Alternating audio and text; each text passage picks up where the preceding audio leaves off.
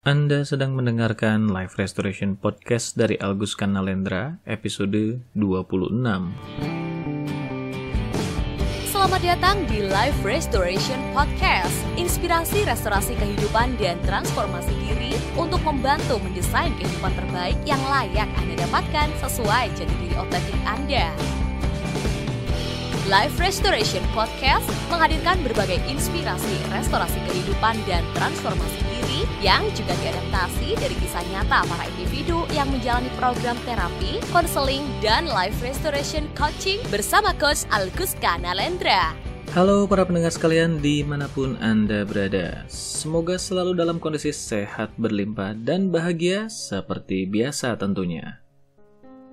Kembali berjumpa bersama saya, Auguskan Nalendra di Life Restoration Podcast episode ke-26 kali ini.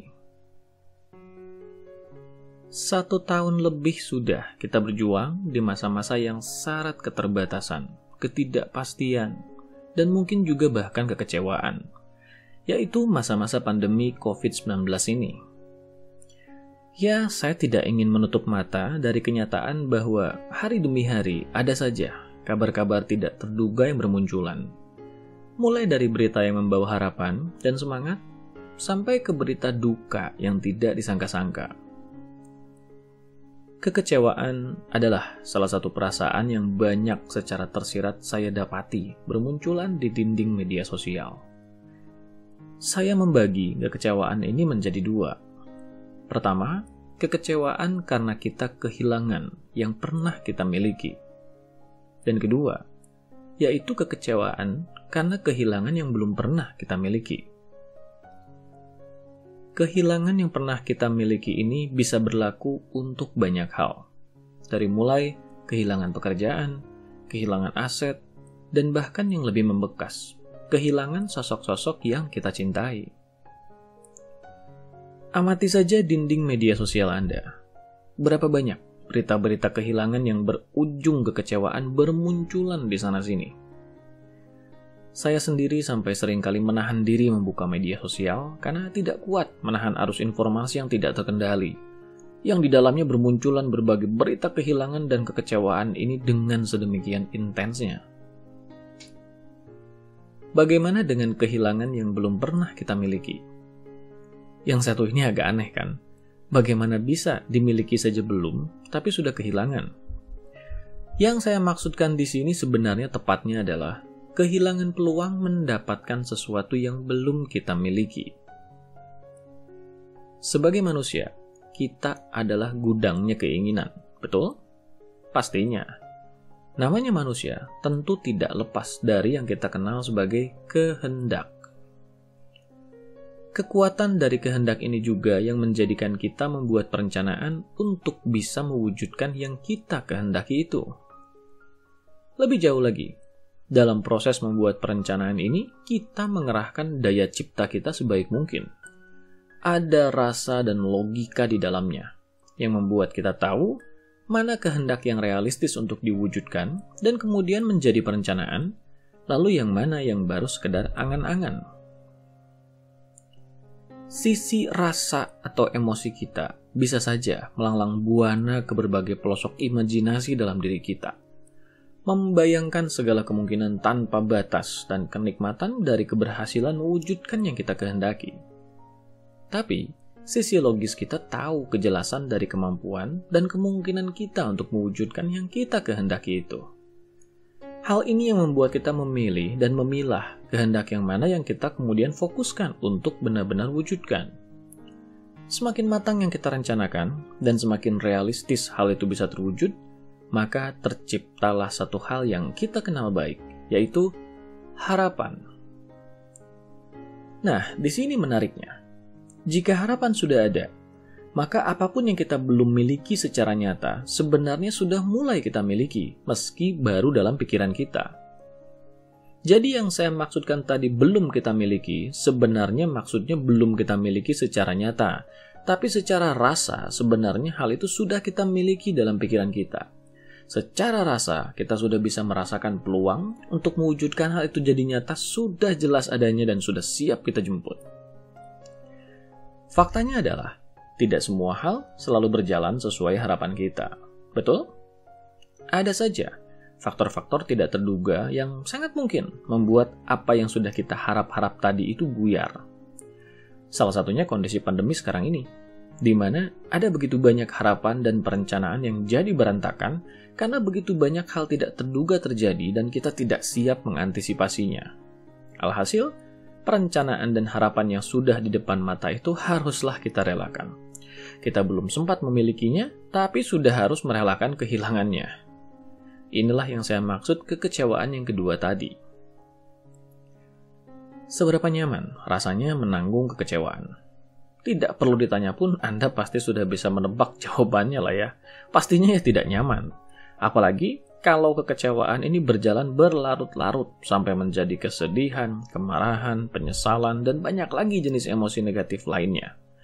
Lebih amit-amit lagi kalau semua ini sampai membebani tubuh fisik dan membuat jadi sakit karenanya. Dalam praktek coaching, konseling, dan terapi profesional yang saya fasilitasi pada para klien saya pun sama. Tema kekecewaan ini menjadi satu topik umum yang sudah tidak mengherankan lagi saya temukan di ruang praktek saya. Ada begitu banyak orang yang menjalani hidup dengan dibebani kekecewaan ini, sampai-sampai langkah mereka di masa kini sedemikian terganggu karena seolah memikul beban yang berat sepanjang hidupnya. Bayangkan, Anda membawa sekarung kecil tepung di punggung Anda. Seperti apa rasanya membawa karung kecil itu? Mungkin saja ringan. Tapi kalau setiap hari Anda bawa kemana-mana, ya lama-lama jadi beban juga itu. Lama-lama bikin susah juga pastinya dan malah membuat munculnya masalah baru. Karena jelas kekecewaan ini sangat membuat tidak nyaman, tentu lebih nyaman kalau kita bisa berdamai dengannya. Betul? Yes, untuk itulah episode podcast ini saya unggah. Semoga saja podcast ini membantu, sehingga di tengah-tengah banyaknya situasi tidak terduga dan penuh keterbatasan yang sering berujung kekecewaan ini, kita lebih bisa melepaskan lebih banyak hal-hal yang tidak sepatutnya membebani kita dan lebih lapang karenanya. Setuju? Baiklah, mari kita mulai dulu dengan memahami dari mana kekecewaan bermula. Yang satu ini sebenarnya jawabannya sudah ada di bahasan tadi sebelumnya, yaitu harapan. Kekecewaan adalah ketika harapan tidak sejalan dengan kenyataan. Kita berharap yang kita miliki bisa terus kita miliki. Dan kita berharap yang belum kita miliki secara nyata bisa kita miliki. Ketika harapan itu tidak terpenuhi, kenyataan yang terjadi tidak sesuai dengan yang kita harapkan, bukankah kecewa menjadi respon yang wajar karenanya? Ya, saya sengaja menyoroti kata wajar dalam kalimat saya tadi. Karena bagi saya, kecewa adalah suatu hal yang wajar dan manusiawi. Rasa kecewa itu juga yang menjadikan kita manusia apa adanya. Kecewa ini menjadi tidak wajar dan bahkan gangguan kalau ia sudah membebani dan mempengaruhi kita secara berlebih, sampai-sampai kita tidak bisa beraktivitas normal karena terus dibayang-bayangi kekecewaan ini. Sederhana saja, begini. Coba saya tanya Anda, apakah putus cinta bikin kecewa? Biasanya ada saja yang akan menyatakan jelas lah. Meski terdengar unik, tapi saya tidak setuju putus cinta bikin kecewa. Menurut saya, yang bikin kecewa adalah putus, tapi masih cinta. Nah, ini baru membuat kekecewaan yang menyakitkan. Loh, maksudnya bagaimana? Ya kembali ke harapan tadi. Kalau harapannya sudah tidak ada, sudah tidak cinta lagi, putus ya putus saja kan. Orang emang sudah tidak ada harapan lagi kok. Tapi masalahnya bisa jadi membesar kalau ternyata putusnya itu masih cinta. Masih ada harap-harap untuk menjaga hubungan yang terjalin. Ini baru bikin sakit hati. Putus cinta kan terpaksa, padahal masih berharap lanjut istilahnya. Memahaminya sederhana kan ya? Kalau begitu, kita lanjut ke bagian penting untuk berdamai dengan kekecewaan ini sekarang. Bagaimana kita bisa berdamai dengan kekecewaan ini tepatnya? Saya membagi dan menyebutnya sebagai 5 langkah berdamai dengan kekecewaan. Mari kita mulai saja menyimaknya. Pertama, jangan memandang kekecewaan sebagai hal negatif. Jika Anda saja sejak awal sudah memandang kekecewaan sebagai hal negatif, maka ketika Anda kecewa, Anda langsung memandang diri Anda sebagai pribadi negatif yang tidak sesuai harapan ideal. Ya, jadi makin kecewa lagi kan? Terjadilah lingkaran setan tidak karuan jadinya. Pandanglah kekecewaan sebagai hal yang menjadikan kita manusia normal. kita diberikan kehendak atau nafsu. Tidak terpuaskannya kehendak atau nafsu ini akan berujung kekecewaan. Itu satu hal yang alamiah. Terasanya kekecewaan itu dalam diri kita juga yang menjadikan kita manusia seutuhnya dengan segala aspek perasaannya. Kuncinya satu, kita tidak dibebani berlebih oleh kekecewaan ini sampai tahap tidak bisa menjalankan fungsi harian kita dengan baik karenanya.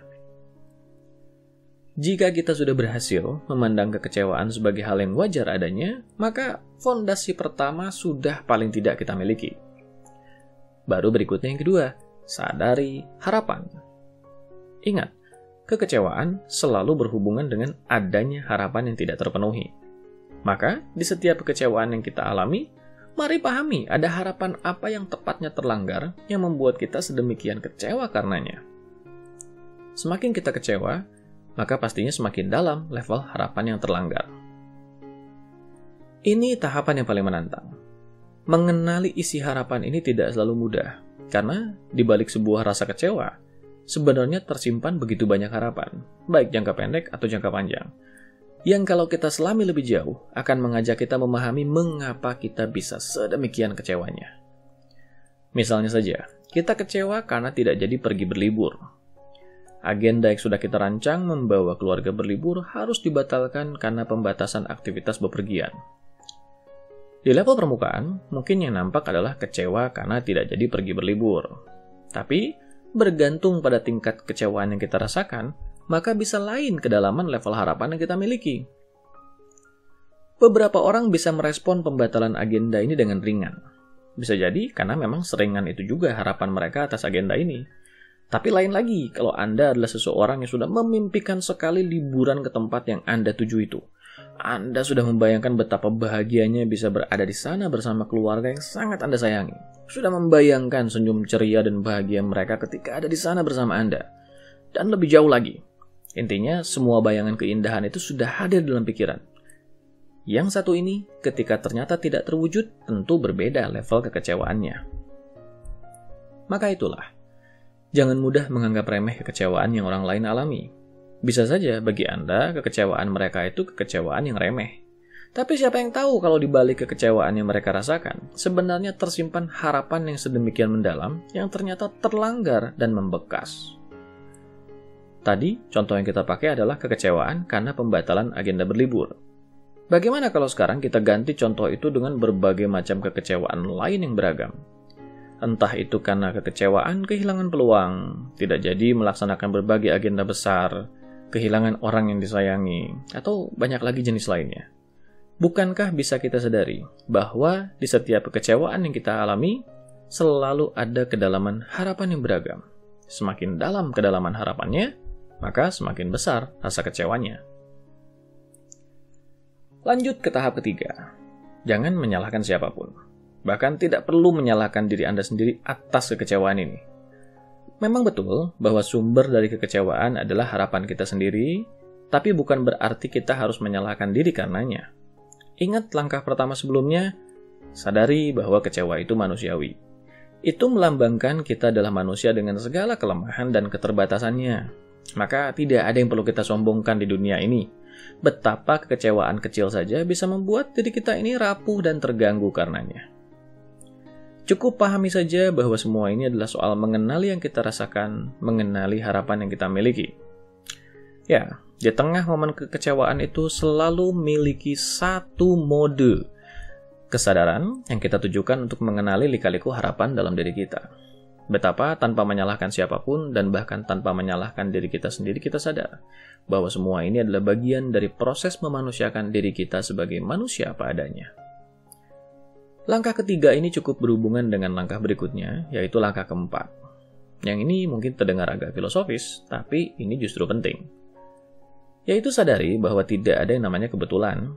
Di balik segala sesuatu yang kita anggap kekecewaan, pasti selalu ada alasannya mengapa itu harus terjadi. Yang satu ini bisa saja Anda hubungkan dengan prinsip rekening energi yang sudah sempat saya bahas di episode kedua bulan Januari lalu. Anda boleh menyebutnya sebagai penebusan karma, pencucian dosa, atau apapun itu.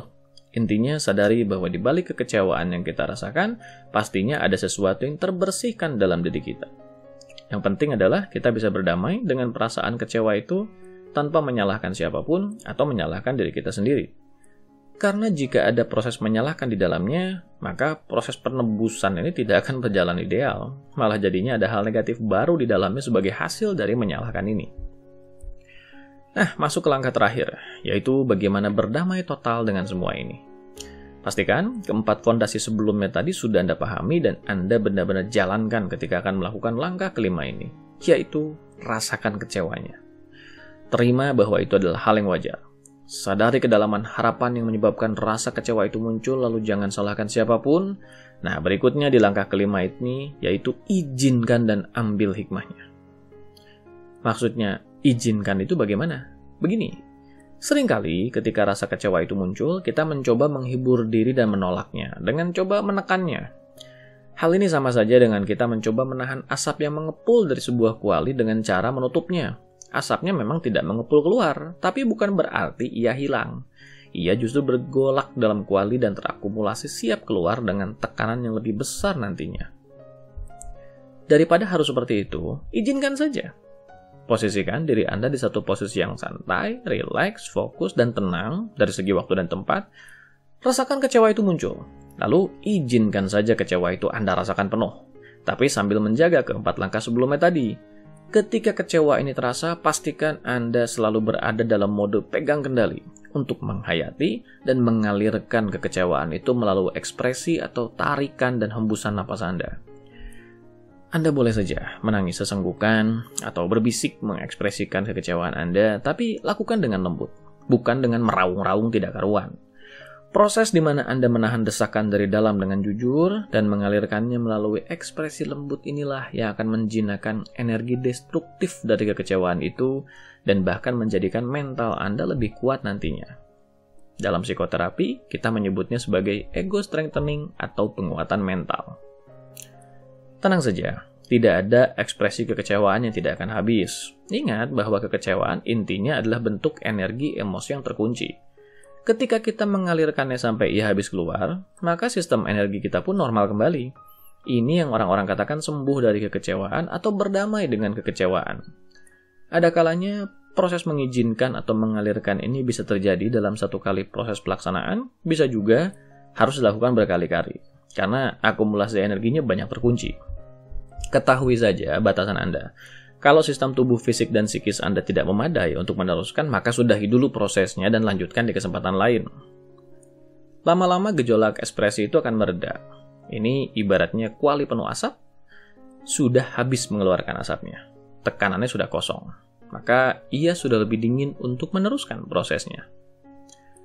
Penutup yang masih berhubungan dengan langkah terakhir ini sederhana sekali. Jika gejolak ekspresi itu sudah mereda, maka cukup tutup prosesnya dengan mengambil hikmah pembelajaran dari peristiwa yang Anda rasa mengecewakan. Apa hal yang harus Anda lakukan atau antisipasi dengan lebih baik nantinya agar tidak perlu mengalami hal yang sama? Bagaimana Anda harus mengelola tingkat harapan dalam diri agar tidak terlalu kecewa berlebih nantinya? Gunakan pembelajaran dan mental yang lebih kuat hasil dari proses mengizinkan ini sebagai bekal berdamai dengan kekecewaan. Baiklah, sekian untuk episode kali ini. Sampai jumpa di episode berikutnya. Dapatkan lebih banyak inspirasi restorasi kehidupan dan transformasi diri dengan ikuti Instagram @alkuska dan YouTube channel Alkuska Nalendra. Kunjungi juga website www.alkuska.com untuk temukan lebih banyak informasi menarik lainnya, termasuk untuk memesan layanan profesional bersama Coach Alkuska Nalendra untuk membantu mendesain kehidupan terbaik yang layak Anda dapatkan sesuai jati diri otentik Anda.